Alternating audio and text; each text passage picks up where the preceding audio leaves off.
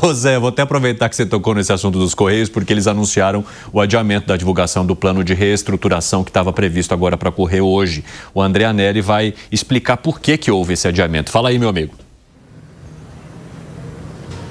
Olha, Evandro, oficialmente a explicação para o adiamento da coletiva de imprensa que iria apresentar então todo esse plano de reestruturação dos Correios aconteceu por ajustes de agenda. A gente relembra que o presidente da estatal, Emanuel Rondon, ele daria uma entrevista coletiva ao lado dos principais diretores ali da estatal, mas acabou cancelando esse encontro menos de 12 horas antes, justamente então porque na avaliação dos Correios não havia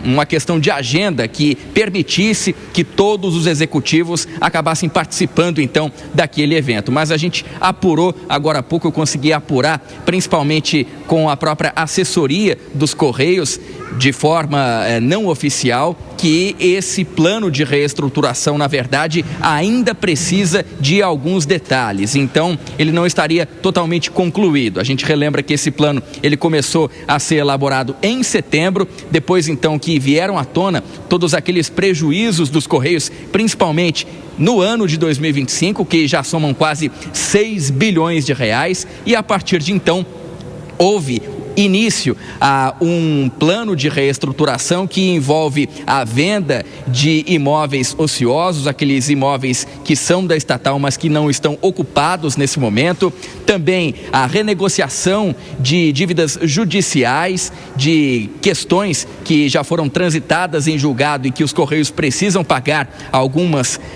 dessas ações já foram renegociadas também renegociação em relação ao plano de saúde dos funcionários e principalmente um plano de demissão voluntária, um PDV, que seria reaberto. Já houve um PDV e seria então reaberto esse novo PDV, esse novo plano de demissão voluntária, no sentido de diminuir também os passivos dos Correios. A gente destaca, para finalizar, que nos últimos dias a estatal ainda conseguiu um empréstimo de 12 bilhões de reais, empréstimo esse que foi avalizado pelo Tesouro Nacional, foi concedido por bancos, 2 deles estatais, o Banco do Brasil, que no caso é uma sociedade de economia mista, também a Caixa Econômica Federal, aí sim uma empresa pública, e ainda 3 bancos privados, Itaú, Bradesco e Santander, juntos concedendo então esse volume de 12 bilhões de reais, sendo que metade desse montante vai ser utilizado ainda em 2025 para cobrir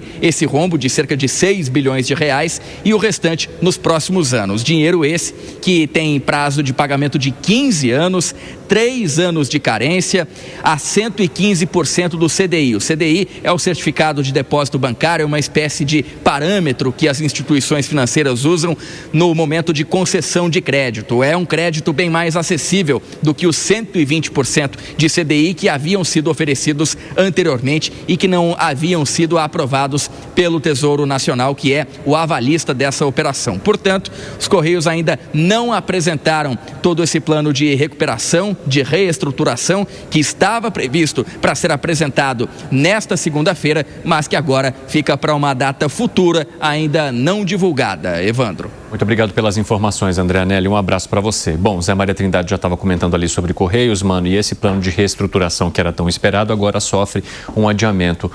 De que maneira que você avalia o que tem por trás desse cenário que faz com que haja bastante cautela na maneira como se trata a crise dos Correios aqui no país, hein, mano? É uma crise de modelo de negócio, né? O mundo mudou. Hoje nós temos muito mais opções de entrega de mercadorias e o Correios não conseguiu se atualizar porque, como uma máquina estatal tem muito mais dificuldade com inovação, como estava explicando nosso amigo Bruno Musa, e na prática ficou um aparato paquidérmico e atrasado. O que o Brasil precisa é se livrar disso quanto antes. O Brasil precisa privatizar os Correios, enxugar. Que os Correios estejam lá é porque há pessoas demandando esse tipo de serviço. Se há pessoas demandando, há um ambiente de negócio favorável para que uma empresa privada queira solucionar aquele problema, a não ser que uma burocracia estatal, um obstáculo estatal,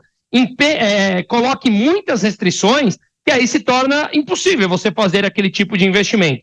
Mas se há demanda, há pessoas querendo solucionar aquele problema. Basta olharmos as empresas que são bem-sucedidas no ramo. E o Correio simplesmente parou no tempo há muito. Bom, Zé, você já estava comentando sobre Correios e agora eu quero te ouvir especificamente sobre esse adiamento, meu amigo. Olha, é uma empresa tão grande que talvez, assim, eu não sei se tem outra, mas, assim, tem uma agência dos Correios em cada município brasileiro, né? É uma agência muito grande, não tem uma escola, mas o governo banca lá uma agência dos Correios, com imóvel e tudo, então é uma empresa muito grande. Só que o Bruno tem razão, é só privatizar de uma maneira correta. Eu assisti esse debate desde o início da Lei Geral das Telecomunicações no Congresso Nacional, da lei que regulamentou a privatização do setor elétrico, mas vamos nos prender à telecomunicação. O José Carlos Aleluia era deputado federal e relator dessa lei. E aí, assim, houve, Bruno, um processo de privatização que a gente esquece. Mas, assim, quem ganha São Paulo para explorar comercialmente, lá no início, comercialmente a telefonia celular, eles chamavam de filé, levava o osso. O que é o osso?